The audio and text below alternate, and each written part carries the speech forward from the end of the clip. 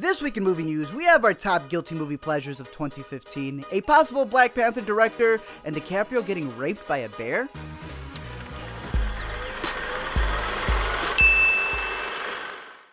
Hey everybody, and welcome to Newsday Tuesday, the show where we cover everything dealing with movie news, box office, and most importantly, your questions, and bring it to you a week late. But nonetheless, giving you everything that you need to know in the world of movies and just everything in general dealing with movies. But sometimes we have those weeks that are a little bit slower. They're not jam-packed with movie news. So I like to add a little bit of a segment, a sort of short list, sometimes dealing with movies that we know aren't going to get a lot of love, especially in the top or worst list. And that would be my top 5 guilty movie pleasures of 2015.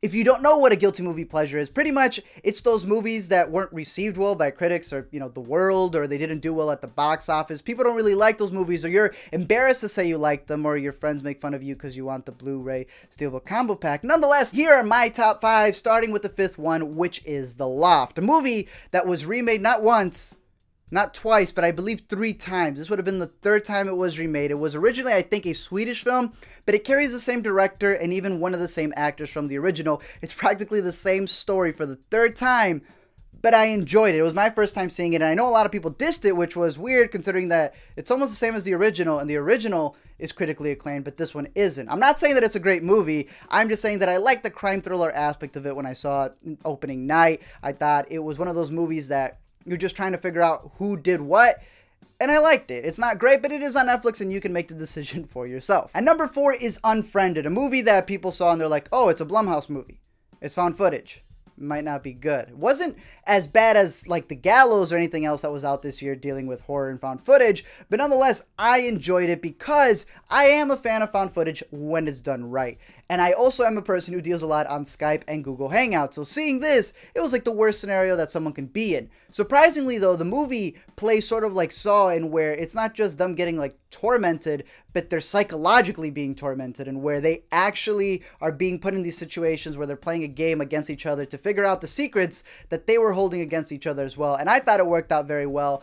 Up until the end where, then it got really disappointing. And number 3 is Cooties, a movie that got pushed back because of incidents that happened in real life, then got pushed back even more and more. And then when it finally came out, didn't seem like a lot of people really liked it, but I did. It stars a Hobbit, it stars Rainn Wilson, it even stars Lee Wynell, and it's a movie dealing with having to shoot elementary school kids because they turn into zombies after eating virus-infected chicken nuggets.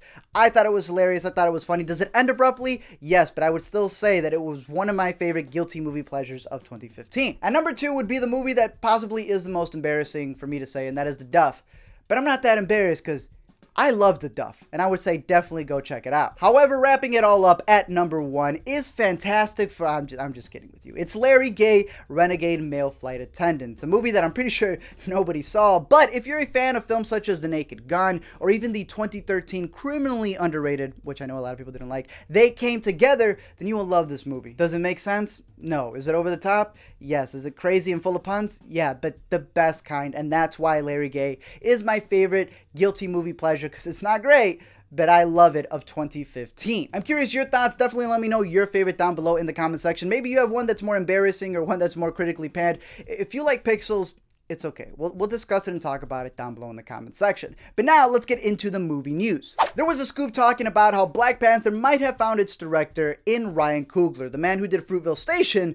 Then he got a bigger deal with Creed, and he did an awesome job. Now for the biggest blockbuster he can possibly do, and that is Black Panther. We always talk about, hey, does it need to be that certain color, like a black person or a female, directing a movie that's about a female or, a minority? No.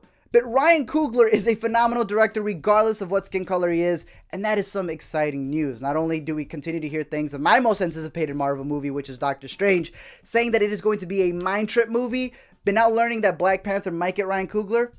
Yo, I'm game. A country that may not be as excited for this news, however, is China. And I'm not judging all of China. I'm just saying that the marketing company pretty much just put, for Star Wars The Force Awakens, John Boyega all the way down below, to the point that they might as well just kicked him off of the poster. Reason being is that, I guess I can't just really blame the marketing company, since they know that what's going to appeal to most people is what they ended up putting on their poster. Same thing has happened, I believe, in a Middle Eastern country where they didn't even put Jennifer Lawrence in the Mockingjay poster because she was a female. And they also did that, I believe, last year for 12 Years a Slave. I can't remember the country, but they put Brad Pitt front and center. Sure, he was a producer, but he was practically a cameo instead of having Chiwetel Ejiofor front and center. And it's just a thing that, you know, is still out there, but it's dumb. Other news dealing with some dumb stuff would be that Leonardo DiCaprio in The Revenant, people are saying that he gets raped by a bear, and they are offended. I have seen the movie, and I would say that, look, there are more grave things to consider out there, like Starbucks colored cups, or even the fact that Reese's peanut butter cups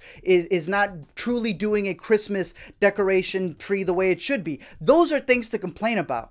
Not this, not this. Some of the other quick news to cover is that we have a Friday the 13th movie that's still in the works. It's interesting because it is the 13th Friday the 13th movie, but they've gone through a lot of things. They lost a director, but they gained a writer in that of the Prisoners writer. So, hey, we might actually have a very well-written Friday the 13th sequel on our hands.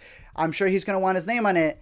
Unlike the director of the new movie from Keanu Reeves, or not from Keanu Reeves, but starring Keanu Reeves, titled Exposed, where he's practically pulling an Alien 3 saying, yo, I know a trailer came out, but whatever you're going to see in theaters, that's not what I wanted. What I wanted ended up in the cutting room floor, and I don't want my name on that bad boy. I'm sure he'll get tips from David O. Russell on how to sort all that stuff out, but hey, I guess that stuff happens in Hollywood, as well as making a Rambo TV series without Rambo. Does that make any sense? No. Look, Limitless came out, sure they had Bradley Cooper, but that's not good quality. They also had Minority Report, which already got canceled, and unless you're going to take a property and either really take care of it like Fargo, or actually carry on the essence of the original series or the movies, such as Ash vs. the Evil Dead, just don't touch them, all right? However, that is the movie news that we have for today. Like I said, it was short, which is why I added the earlier segment. But I'm curious your thoughts, anything dealing with movie news, what I might have missed, or what you want to talk about more down below in the comment section as we get to my favorite part of the show. As always, every week you can ask me questions at the A to Z Show on Facebook or Twitter every Monday. Or if you just think of one throughout the week at 4 o'clock in the morning, just go to the previous episode of Newsday Tuesday, write it down there, I'll gather it up and answer it the following week. But let's get into some of the ones that we have. We have Dylan. Thank you, Dylan, who always sends in questions. He says, will Relativity bounce back from their bankruptcy? We talked about this on a way earlier episode of Newsday Tuesday. They went bankrupt, and they had a lot of movies that were done. However, they had to cancel them all, but now they already got new release dates for them. There was the Sundance film called The Bronze. Now they're going to release it in 2016. There was Masterminds with Zach Galifianakis. Again, all of these movies finished, but now they're coming out next year in September, when they were supposed to come out in September this year. So I think that they're bouncing back from that already. How the movies will do, we'll see. He also asked, do you think Jude Law should be considered for Norman Osborn? And I actually like the idea of Matthew McConaughey being it. I think it's an all right idea. But I actually would say John Malkovich. I don't know why, but it popped into my head. I don't think he's doing anything other than the movie that's not coming out till 100 years. So I would say John Malkovich. I think it would be an interesting contrast between the young casting that they did for Spider-Man and then having him be Norman. Next up, we have Chase, who asked 2 questions. The first is, who is a director that people like but you do not? Terrence Malick, I think, is always the first one that comes to mind. I love his visuals in his movies, but I know that that's because of El Chivo, who does the cinematography. I don't really like the way that he makes his films because he belongs back in his old job, which was at National Geographic, not at making movies. But I would say some of the other ones that I wrote down would be David Lynch. I'm not saying I don't like him. I am just saying, with a clear mind, I haven't adjusted to his films yet. I haven't seen the beauty in them as of yet. But there's also Sofia Coppola, who I think is one of the worst cases of nepotism in Hollywood, mainly because she did The Bling Ring, which I really do not like, but she also did something that I wasted an hour and something on Netflix, and that was the Bill Murray, whatever Christmas special that was supposed to be. That was horrible. Chase also asked, why does Mark Ruffalo deserve a nomination? This was something that we were talking about on Twitter. Let me tell you. He deserves a nomination, not for lead, which people are saying, but for best supporting, because I think he gives one of the best performances in Spotlight of the year in the best supporting male category, especially when you have that specific scene when he's telling Keaton, you know what, we can't let anybody do this, not a priest, not any person who's out there, and it's the emotion that he carries that I think was the best. You may look at it as being cartoony, but know that every single one of these people actually stalked the people who actually worked at the Globe. So you can say whatever about his performance, but when you actually look up the original guy, that's what Mark Ruffalo did. Austin asks, Metacritic is compiling the top 10 list from a bunch of critics on a scoreboard. Which film do I hope should be number 1?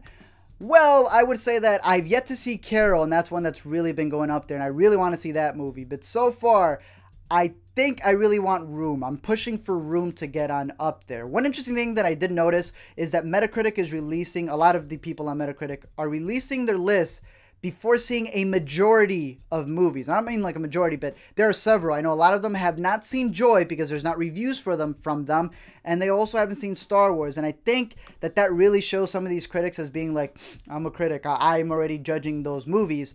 But I also see them as being very trendy. I love that Mad Max is getting a lot of praise, but it's in the same scenario that while I was rooting for 12 Years a Slave and it won, I hated knowing the fact that like 60% of the Academy members didn't even, don't quote me on the statistic, but a majority of them did not even see the movie, yet voted for it.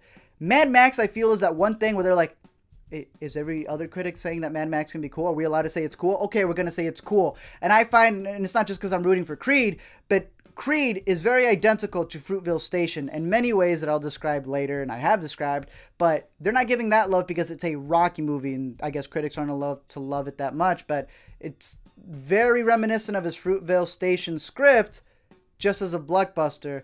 But I guess because every critic wasn't, you know, talking about that movie, they just stuck with Mad Max. Not to be unfair to Mad Max, but I feel that's what a lot of critics are doing. Alina asks, best movie to go see on a date. I would say Brooklyn, because that's the one that's out right now. It's got a pretty wider release as it continues to come out.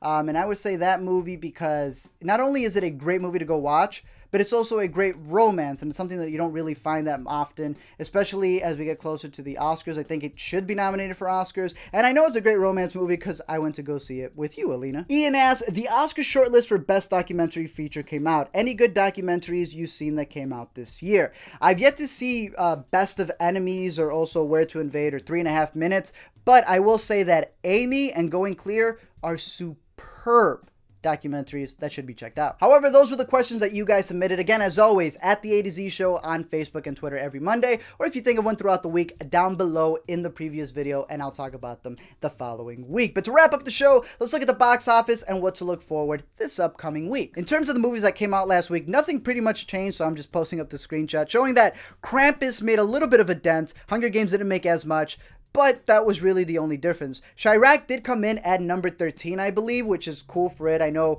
that in about a week or two, it is going to be released on Amazon Prime, so you can see it on the comfort of your own home. But in terms of what's coming out this following week, I believe it's just In the Heart of the Sea and a limited release for The Big Short. I've seen In the Heart of the Sea, so I'm saying try to go find The Big Short instead. That's the end of the show, however. Again, as always, I'm curious your thoughts dealing with the movie news, dealing with your guilty pleasures that we talked about today in movies, and also any other questions or stuff dealing with the upcoming movies of the week. Anything dealing with movies, just down below in the comment section. We can discuss it, and until next time, I'll be seeing you guys later.